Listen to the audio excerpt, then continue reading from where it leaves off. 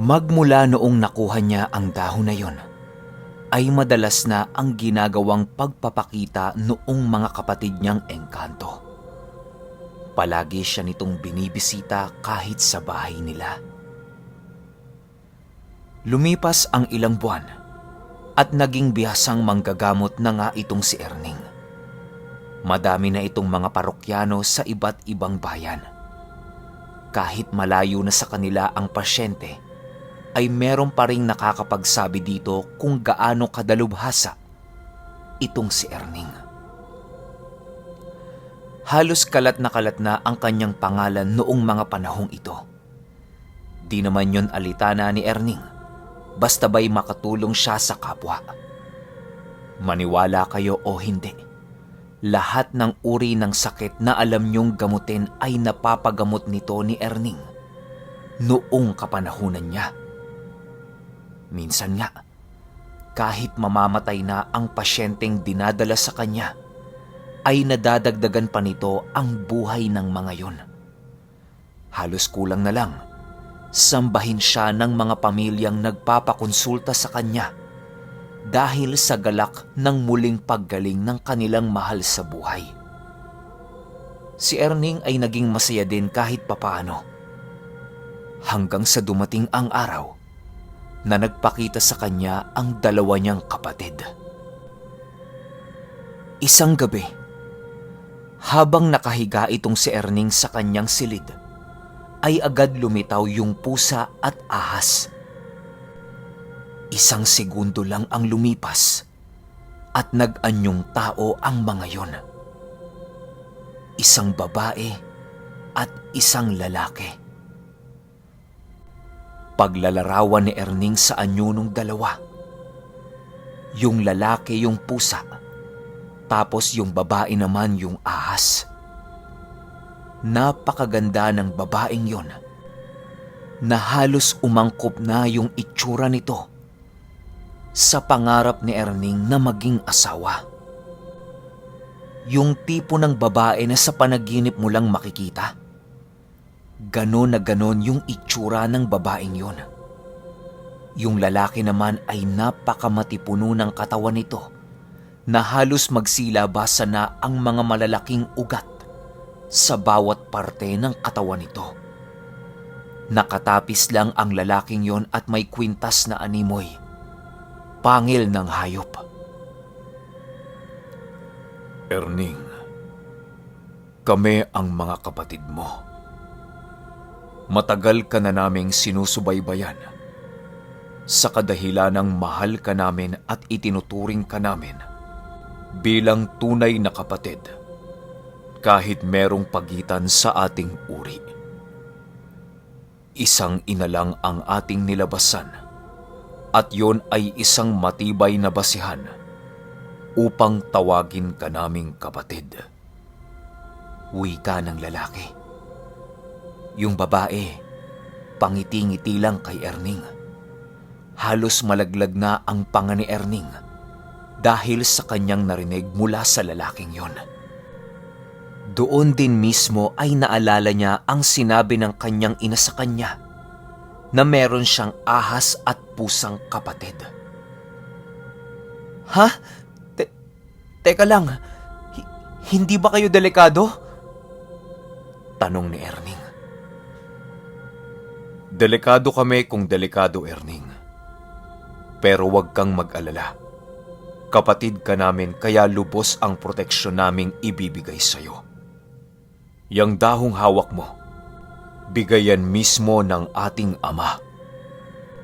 Ako ang susunod na tagapaghalili sa trono ng Ama namin, nitong kapatid mo. Mabisang panggamot yan upang makatulong ka sa nais mong tulungan. Sa susunod na mahal na araw, ay may ipapakuha ako sa iyo. Sagot nung lalaki. Hanggang sa nagkwento ito tungkol sa gerang magaganap at kailangan niyang maghanda upang kahit papaano ay maipagtanggol niya ang kanyang mga gustong iligtas. Mahirap itong ipapagawa sa kanya sa araw ng Biyernes Santo dahil hindi basta-basta uri ng mutya ang mutya ng ginintuang kampanang ipapakuha sa kanya. Hindi ito kagaya ng mga mutya ng kampanang alam natin.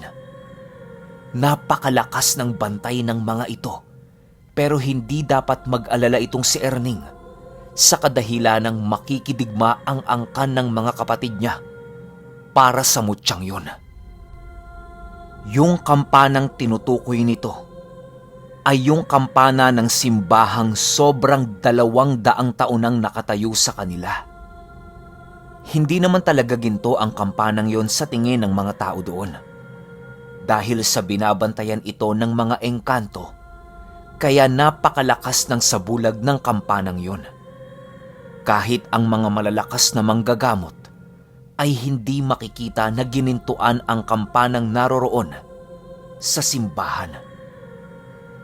Kapag pala pinapatunog ang kampanang yon, ay dinig na dinig ito kahit sa kaharian ng mga kapatid niya.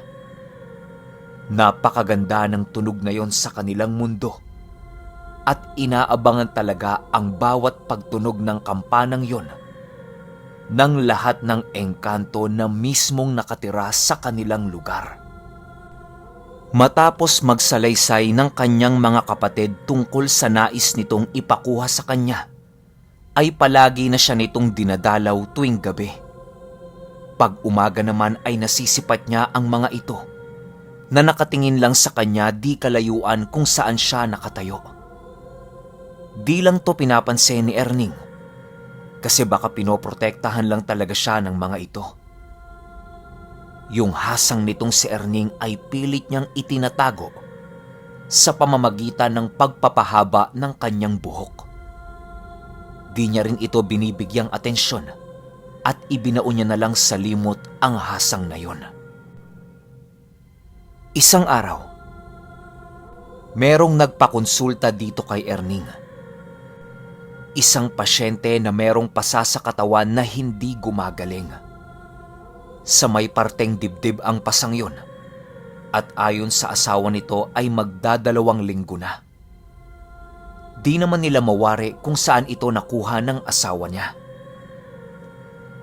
"Buntis ba ang asawa mo?" tanong ni Erning. Oho, mag-iisang buwan na po ang tiyan ng misis ko. Wika ng asawa nito. Tinitigan ito ng maigi ni Erning at tila ba pamilyar sa kanya ang pasang yun. Para bang may isang nilalang nakilala niya ang gumawa nun.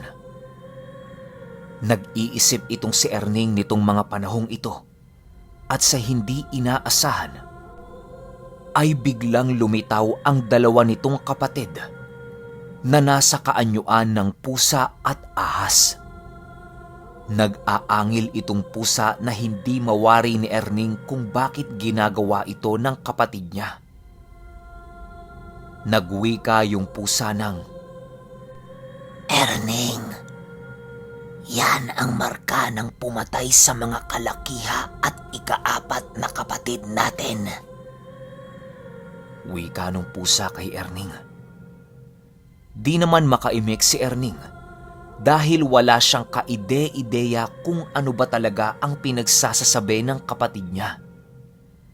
Di rin kasi naikwento ng tatay niya na meron pala siyang ika-4 na kapatid. Ang ginawa ni Erning doon sa babaeng may marka ng aswang ay binigyan ito ng mga pangontra at pinauwi niya na ito. Sasabihan niya na lang ang mga yon kung matukoy niya na ang gumawa sa markang yon. Agad naman nagpalit anyo itong pusa at nagwika ng, Kailangan mo na ang mutya ng ginintoang kampana, Erning. Malakas ang nagbigay ng markang yan dyan sa buntis. At hindi natin kakayanin nakaharapin ang angka ng aswang na yan. Kapag hindi natin nakuha ang mutyang yon, ay tsak ubusan ng lahi ang maaaring mangyari. Dahil hindi maiiwasan ang magkaroon ulit ng digmaan kontra sa angka nito. Ayon pa sa kapatid niya, ilang beses nang nakaharap ng hukbo ng ama niya ang kampo ng angka ng aswang na yan. Pero hinding-hindi nila nagagabi ang pinaka-leader ng grupo. Kaya bumabalik ulit ang lakas ng angka nito at nadaragdagan pa yon ng lakas dahil nakakapag-alipin pa yon ng iba't ibang uri ng nilalang. Ang angka nila Elmo ay nagtataglay ng malakas na uri ng mahika. Halos kasing lakas na ito ng mga hukbo ng mandirigmang engkanto. Matapos magsiwalat ng katotohanan nitong kapatid niya, ay hinintay na lang nila Erning ang unang Biyernes na darating. Nagsipaghanda na ang mga ito at binigyan na itong si Erning ng isang pangontra na isusuot niya sa kanyang bewang. Mabibigyan siya nito ng lakas sa paglalakad at hinding-hindi rin siya madaling mapapagod kahit anong klaseng pagbubuno na gagawin nito sa iba't ibang nilalang. Binigyan din siya ng isang kahoy at pagkahawak nito ni Erning ay naging sinturon yon. Ayon sa kapatid niya, ang sinturong yon ay kabal at pampakunat ng kanyang balat upang hindi agad siya masugatan sa gagawin nilang pagkuha sa mutya ng ginintuang kampana. Ipinakilala rin itong si Erning sa mga engkantong makakatulong niya sa pagkuha dito. Sumapit na nga ang unang Biyernes ay sama-sama na itong tatlo. Nakasabay lang ang kanyang dalawang kapatid sa kanya at may sabulag yon. Dahilan upang hindi ito basta-basta makita ng mga ordinaryong tao. Erning, tatagan mo ang loob mo ha. Huwag kang matakot. Wika ng kanyang babaeng kapatid. Oo, makakaasa kayo. Sagot ni Erning. Matapos yan ay hinawakan niya ang dahong nakuha niya at pumunit siya ng kapiraso nito upang ilagay sa bibig. Naninigurado lang itong si Erning na makakaligtas siya kung sakali mang tumagos sa kabal na ibinigay sa kanya ang mga ibabatong armas ng makakalaban nila. Nakarating na nga ang mga ito sa simbahan. Di mo na sila pumasok kasi tinatawag pa ng kapatid niyang anyong pusa ang kanilang mga kasamahan. Erning, huwag ka nang mag-usal ng orasyon para basagin ang sabulag namin. Kung anuman ang mangyayari, ay laban namin yon at hindi mo na kailangang makita pa. Wika nito. Hanggang sa nagpatuloy na itong maglakad papasok sa kung saan nakagalak ang kampanang yon. Napakasagrado ng kampanang yon dahil napakatagal na ng panahon na nakatirik ang kampanang yon doon sa kanilang lugar. Hindi ito masasabing ginto kung ordinaryong tao lang ang titingin dahil sa napakalakas na sabulag na ginawa ng mga tagapagbantay dito. Napakagandang tunog ang nililikha ng kampanang yon na tumatagos kahit sa kaharian mismo ng mga engkanto. Di na alam ni Erning kung ano ang nangyayari habang tinatahak niya ang daan papuntang kampana. Ang tanging gagawin lang nitong si Erning ay maghintay sa iaabot ng kapatid niya. Yon ang magiging mutya ng kampanang yon. Sa paglalakad nitong si Erning ay napakarami niyang naririnig. Merong parang tunog ng binatong sibat. Merong mga pag-iyak, pagsisigaw sa sakit, at meron ding tunog ng nagtatamaang espada at kung ano-ano pa. Nang makarating sa tuktok itong si Erning, ay naghintay siya roon habang nakatingin siya sa napakagandang parola. Ang parola at ang simbahang yon ay halos 2 taon nang nakatirik. Nakakapagtaka ang parolang yon dahil hindi pa napapalitan at namamatay ang ilaw nito kahit sa hinaba-haba na ng panahong dumaan. Nag-iisip lang itong si Erning tungkol sa mga bagay na yon hanggang sa may nagwika ng, Erning, ito na ang mutya. duguan ang kamay nun at animoy naghihingalo na. Kumpirmado, kapatid yon ni Erning. Napakapurong berde ang kulay ng dugo ng kapatid niyang yon. Dali-daling bumaba itong si Erning at bumalik na sa kanyang bahay.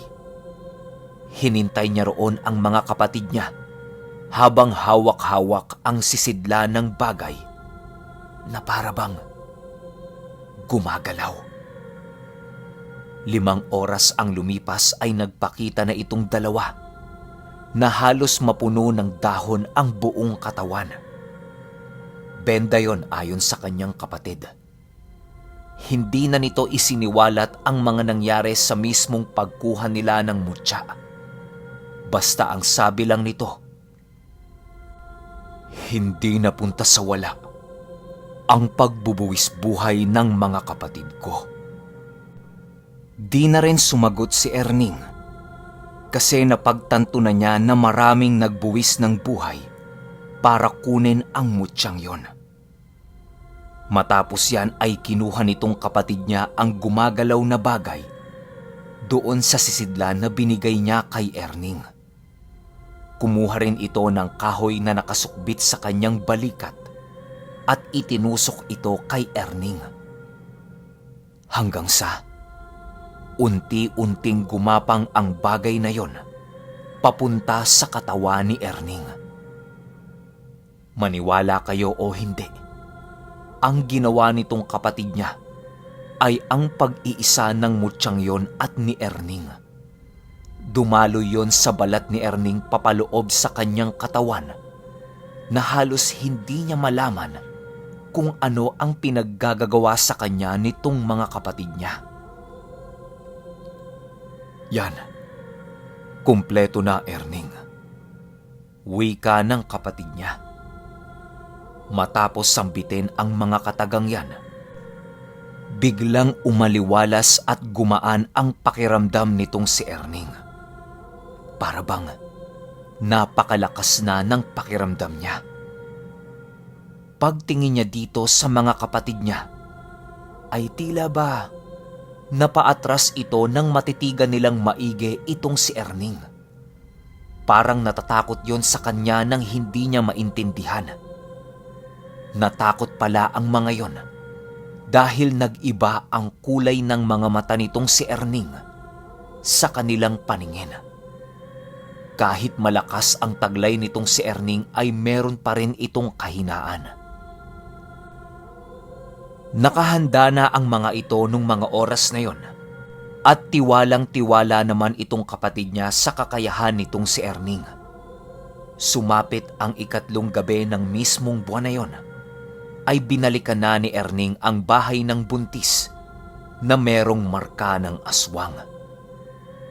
Sa ngayong pagkakataon ay nakapaghanda na ito ng lubusan at makakaganti na rin siya sa ginawa nito dati sa kanyang pamilya.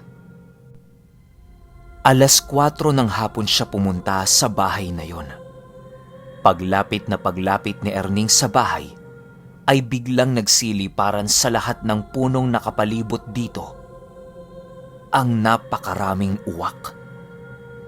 Hindi ito napansin ni Erning dahil wala namang uwak siyang nakita doon. Malamang ay natatakot yon sa karga nitong si Erning. Hanggang sa nakapasok na nga siya sa loob ng bahay. "Kumusta kayo?" wika ni Erning. Maayos naman, Erning. Kaso lang, itong asawa ko, tuwing gabi hindi talaga nakakatulog eh. Wika nung lalaki. Di na sumagot pa si Erning. Bagkus ay nagpaturo na lang ito kung nasaan ang asawa niya. Agara naman siyang pinasunod nito upang marating ang silid ng kwarto nila. Nanlaki sa gulat ang mga mata nitong si Erning nang makita niyang halos mapuno na ng pasa ang buong dibdib nitong babae. Agaran niyang inilabas ang kanyang dahon at pumunit siya ng konti upang ilapat dito. Paglapat ni Erning ng dahon na yon, ay agad naglabas ng usok ang bibig nitong babae. Nawalan niyo ng malay at naglalabas talaga yon ng napakakapal na usok na kulay itim. Yung asawa nito, halos maiyak na dahil sa mga nakita niya. Kalma ka lang, hindi yan ikakasama ng asawa mo, wika ni Erning. Tiwala naman ang lalaking yon kasi wala na din naman siyang pagpipilian. Hanggang sa sumapit ang gabi ay nangyari na nga ang hindi inaasahan. Habang kumakain sila, ay pansin na pansin nila ang maraming tao na dumaraan di kalayuan sa kanilang bakuran. Di na nila ito pinansin at nagpatuloy na nga ang kanilang pagkain. Sumapit ang 8:00 ng gabi, ay nagbabantayan na itong dalawa nang biglang may tumawa sa labas. Napakabangong amoy, wika ng nilalang na nasa labas. Hindi naman sumagot itong dalawa at biglaan namang nagpakita itong dalawang kapatid ni Erning. Erning, nandyan na yung pinuno na pumatay sa ating kapatid, wika nito. Nung nakita ito nung asawa nung babae, ay agad yung nagsisisigaw at ilang minuto lang ang lumipas ay bigla itong nawala ng malay. Paano ba naman kasi? Ang nakita nito ay ang magkapatid na malademonyo ang itsura. Ayon kay Erning, ang ginawa nitong kapatid niya ay ang isang panlilinlang ng engkanto sa mga mortal na ordinaryo. Inilipat na nila ang babaeng yon dahil yon ang magsisilbing susi upang hindi na nga ito makatakas sa kamay nila. Masasayang lang ang lahat ng buhay na inalay nitong mga kadugo ng engkanto kung hahayaan pa nila itong makatakas at magpagala-gala lang. Napakaraming kasamang aswang nito at halos magkanda butas-butas na ang bubong ng bahay na yon dahil sa ginagawa nitong mga pagpunit sa anahaw. Anahaw lang kasi ang bubong ng bahay na yon. Yung isa dito, kumakatok sa pintuan at ang iba naman ay lumilipad at nagsisitakbuhan. Halos mapuno na ang lugar na yon ng mga di kaaya-ayang pangyayari. Yung tatlo ay nananatiling matatag sa kabila ng mga di mabilang na kampo ng mga demonyo sa kanilang paligid. Huwag nyo nang sayangin ang oras ko! Isuko nyo na yung bata!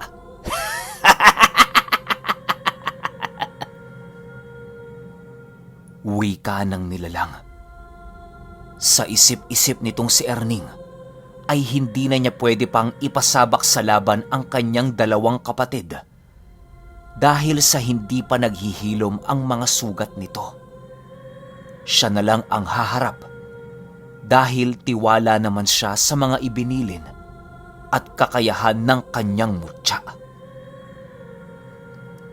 Mga kapatid ko, bantayan niyo na lang itong mag-asawa. Ako na ang bahalang lumaban sa pinuno ng kalaban, wika ni Erning. Matapos magwika nitong si Erning, ay kitang-kita ng kapatid niya ang paiba-iba ng kulay ng mga mata niya. Isang kisap mata lang ay nasa labas na itong si Erning. Napakabilis na nito at animoy. Tumatagos na lang sa bawat pader ng bahay.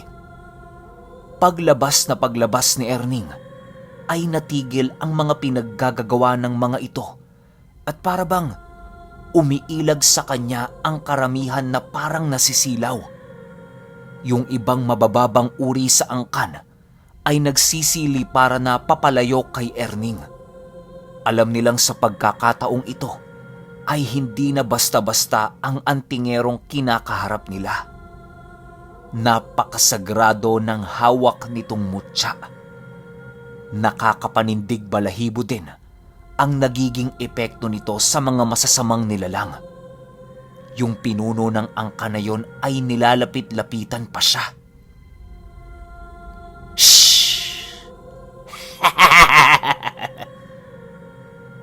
Reaksyon nung nilalang habang lumalapit sa kanya at naglalaho-laho. Hindi naman natitinag dito si Erning at nananatili lang siya sa kanyang kinatatayuan. Hanggang sa biglang nag-angil ang karamihan ng aswang at nag-akma na itong lulusubin siya. Paglusob ng mga ito ay hindi na nila nakita itong si Erning. Sa sobrang bilis nito ay para itong lumilipad sa ere. Biglang dinakwit ni Erning ang isang lumilipad na aswang at itinapon yon sa lupa. Halos madurog ang lahat ng buto ng aswang na yon dahil sa napakalakas na puwersang binitawan ni Erning. Nag-iiba na din ang kanyang mata at kitang-kita yon ng mga aswang. Hanggang sa lumabas na ang kapatid niyang lalaki upang magbigay ng karagdagang puwersa dito kay Erning. Para bang hindi yon nakikita ng mga nilalang dahil sa napakalakas ng sabulag nito. Hindi na yon humingi ng tulong sa hukbo ng kanyang ama dahil sapat na ang mga inialay nitong buhay para sa mutya ng ginintuang kampana. Yung mga aswang ay nagsibalikan na at napakarami talagang lumilipad sa itaas. Halos hindi na mapansin ni Erning kung ilan na ang napapatay nila dahil sa hindi nga mabilang ang mga ito. Walang sabi-sabi ay agad sumugod ang pinakapinuno ng grupo. Nakikita nito ang kanyang kapatid at pansin na pansin ni Erning na nahihirapan ito. Hindi din siya makapagbigay ng tulong dito sa kadahilanang marami din siyang kinakaharap sa kanyang pwesto. Nang biglang merong lumabas na napakalaking itim na ahas at akmang kakagatin na yung pinuno ng mga aswang. Alam ni Erning na kapatid niyang babae yung ahas na yon. Hindi na ito nakapagpigil dahil sa natatakot din itong mawalan pa ng isang kapatid. Bago ito lumabas sa bahay, ay itinago niya muna ang buntis upang kahit mapasok man ito ng iba, ay hinding-hindi yon mahahanap. Matinding paglalaban ang naganap sa bawat panig hanggang sa nahawakan ni Erning ang pinuno ng mga aswang. Walang sinayang na oras at agaran ang pagsugod ng kanyang lalaking kapatid upang saksakin ng tabak na ipinamana pa sa kanya ng kanilang dakilang ama. Pagkasaksak ng tabak na yon, ay agad nitong nilamon ang pinuno ng aswang na naging sanhi upang humiwalay ang lahat ng parte ng katawan nito at kumalat sa mismong pinagsaksakan nito. Hindi na nakasigaw ang aswang na yon habang unti-unting nilalamon ng ugat ng espada. Kahit pinipilit ng aswang na yon na tanggalin ang pagkakatusok ng espada, ay hindi na niya ito nakaya pang bunutin sa katawan niya dahil ang mga ugat na yon ay bumauna sa kanyang katawan. At ilang segundo lang ang itatagal nun bago ito tuluyang lumaki at mapisa ang buong katawan niya. Wala nang nagawa yung nilalang, kundi sumigaw habang nag-uusal. Nagulat ang mga kasama nito at nagsipulasan nang makita nila na ang kanilang pinuno ay unti-unti nang nadudurog. Talo na sila kaya hindi na nila hinayaan pang malagasan pa sila ng kasamahan.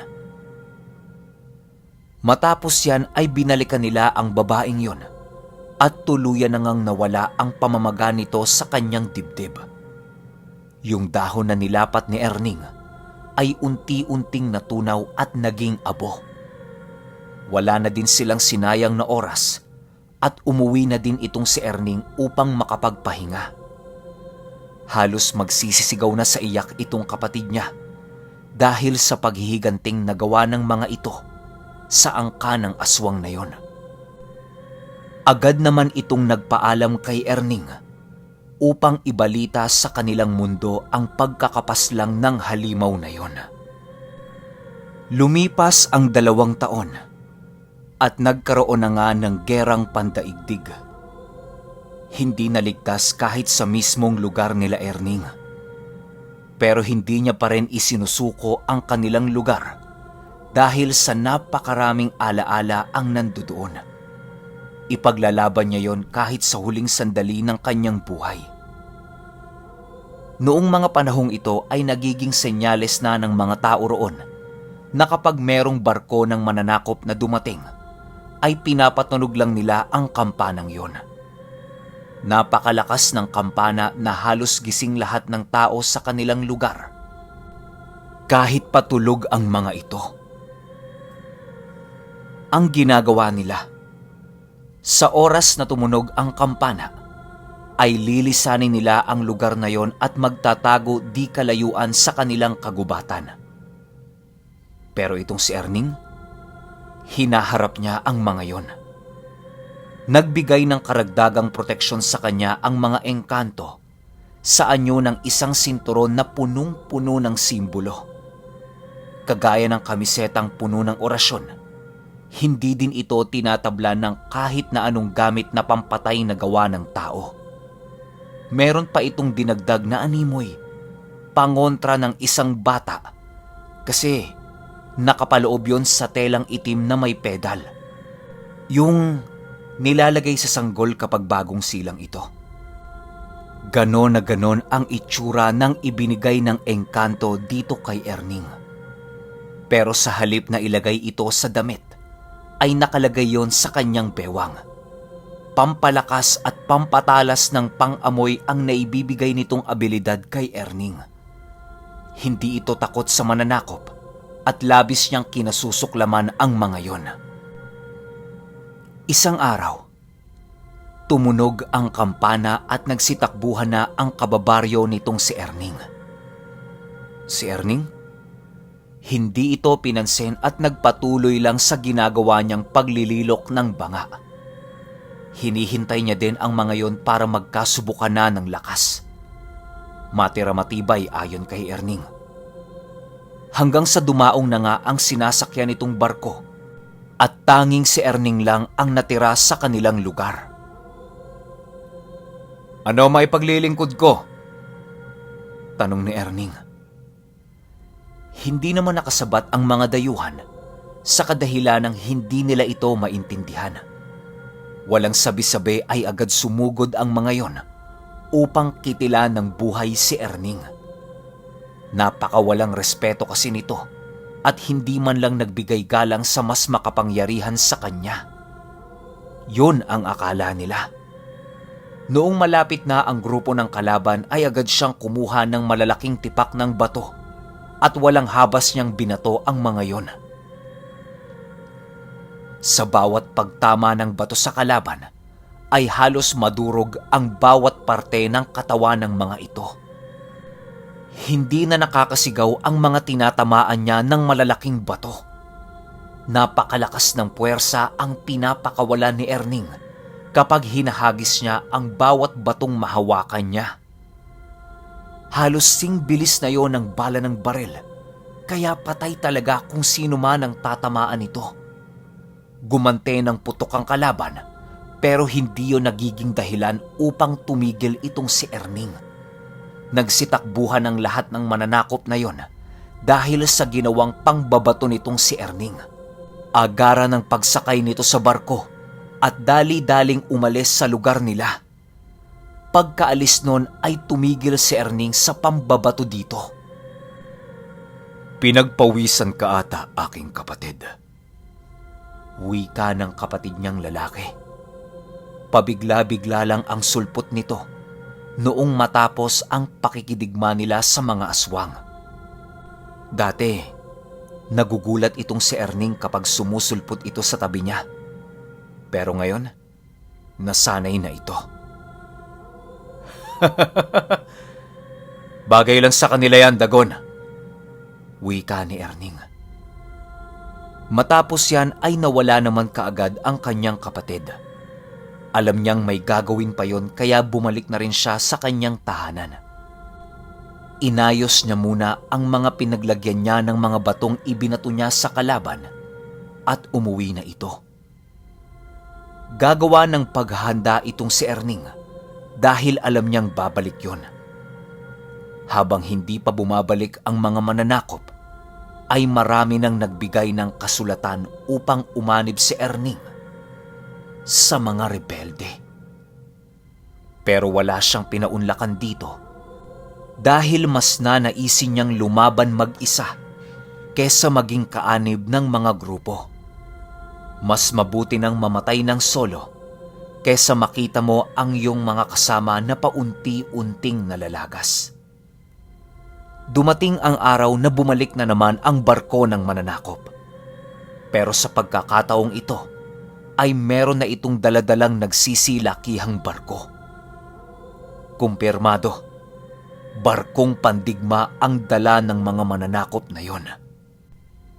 Walang habas na pinaputukan ang kanilang lugar ng mga nagsisilakihang kanyon na halos mapulbos ang lahat ng bahay dito. Kahit yung simbahan ay hindi nakaligtas. Pero nakakapagtakang ang simbahan na yon ay hindi man lang gumuho. Gumuho na ang halos lahat ng bahay, pero hindi gumuho ang simbahang yon. Hanggang sa naisipan nitong si Erning na umatras muna sa kagubatan. Hindi niya naman malalabanan ang ganoong pag-atake ng mga kalaban. Walang putol ang pagpapakawala ng mga bala ng kanyon sa kanilang lugar hanggang sa gumuho ang pinagtitirikan ng kampana ng simbahan. Halos sumigaw sa sakit itong si Erning dahil sa kanyang naramdaman. Para bang konektado siya sa kampanang yon at yun din mismo ang naging sanhi upang panghinaan siya ng katawan. Erning, tumayo ka! Lulusob na ang kalaban! Wika ng lalaki niyang kapatid. Hindi ko na kayang tumayo! Napakasakit! Wika ni Erning na nahihirapan. Hanggang sa wala na itong nagawa at napahandusay na lang ito sa lupa. Hindi niya na ipagtanggol ang ginintuang kampana ng kanilang lugar. Dala-dala yon ng mananakop at tinapon yon sa pinakailalim na parte ng karagatan doon mismo sa kanila. Kasabay ng pagtapon ng kampana ang pagkawala ng isang napakasagradong mutya na pangangalaga ni Erning. Maraming payo ang ibinigay sa kanya nitong mga kapatid niya na kaya niya namang kunin ang kampanang yon dahil sa may hasang siya. Napakalaking tulong nito upang malaya niyang makuha ang kampana. Hinanap yon ni Erning sa pinakailalim na parte ng karagatan doon. Halos 1 oras siya sa ilalim ng dagat na yon. Wala namang problema dahil meron itong hasang ng isda. Itinuring niya itong kapansanan dati pero hindi niya alam na mapapakinabangan niya pala ito sa bandang huli. Nang marating na ni Erning ang lokasyon ng kampanang kanyang hinahanap, ay nagulat na lamang siya na merong nakabantay na napakalaking pugita sa kampanang yon. Kahit anong ginawa niyang paraan para makalapit doon ay tila ba hindi siya pinahihintulutan ng nilalang.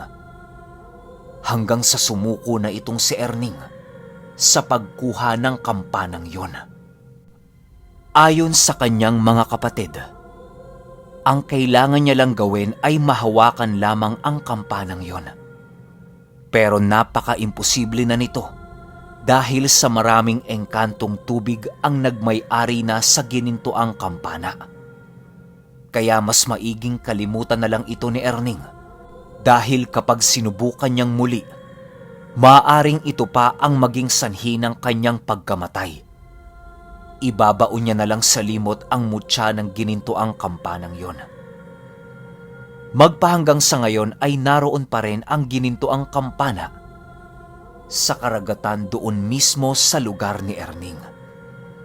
Natapos ang digmaang yon, ay napagpasyahan na nitong mag-asawa. Nagkaroon sila ng maraming anak, tapos ang isa dito ay ang tiyuhin lolong ko. Naging purong manggagamot na itong si Erning nung mga panahong yon. Ang tanging gamit nitong si Erning sa panggagamot ay ang dahon na nakita niya noong bata pa lamang siya. Halos napakakonti na nito dahil sa napakaraming taon niya na itong ginagamit. Hindi na rin niya mahanap ang 2 ahas na nagturo sa kanya ng dahon na yon upang makakuha pang muli. Paminsan-minsan ay dinadalaw siya ng kanyang mga kapatid upang masilayan siya nitong muli. Isang hari na ng engkanto itong si Dagon sa kanilang mundo. Nagkaanak na rin ito at masaya naman ang mga yon. Napakahiwaga talaga ng pagkatao nitong lolo ng tiyuhin ko. Napakaraming alam nito pagdating sa mundo ng mga ibang nilalang. Halos hindi ito maubos-ubusan ng kwento kapag nagkwento na ito ng storya ng kanyang buhay. Maniwala kayo o hindi, mahigit 100 taon ang naging buhay nitong Lolo Erning ng tiyo ko. Napakalakas nito at animoy hindi nagkakasakit. Hanggang sa dumating ang araw na kinuha na nga ito ng Panginoon. Ayon sa ibang matatanda sa amin, posibleng kinuha si Erning ng kanyang kapatid upang doon na ipagpatuloy ang walang hanggang buhay. Noong namatay kasi ito ay parabang buhay pa rin at humihinga ang itsura nito. Yung sinturon at pangontra ay daladala yon ng kanilang matandang kapatid hanggang sa kasalukuyang panahon. At dito na nagtatapos ang buhay ni Erning kasama ng kanyang mga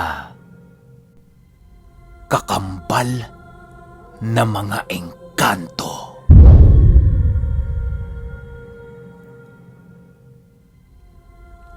Okay, opinyon ko sa kwento. Napakalupit nung mutya nung gininto ang kampana. Ang galing. Alam nyo ako, hindi ko naisipan na merong ganong twist sa dulo. Yung konektado si Erning doon sa gininto ang kampana. Kasi kung babalikan nyo yung kwento kong kampana, humiwa lang dun si Jess tapos binaon sa sarili niya. Dito sa gininto ang kampana kasi, parang meron lang iniabot sa kanya yung kapatid niyang engkanto tapos bigla nang gumana yung mutya ng gininto ang kampana. Overall, sa naging kwento, dun talaga ako pinakabumilib. Ang galing lang nung twist na yon. Sana kayo rin napamangha nung narinig nyo na unti-unting nanghihina itong si Erning nung papalayo sa kanya yung kampana tsaka nagigiba yung simbahan. Ang galing lang.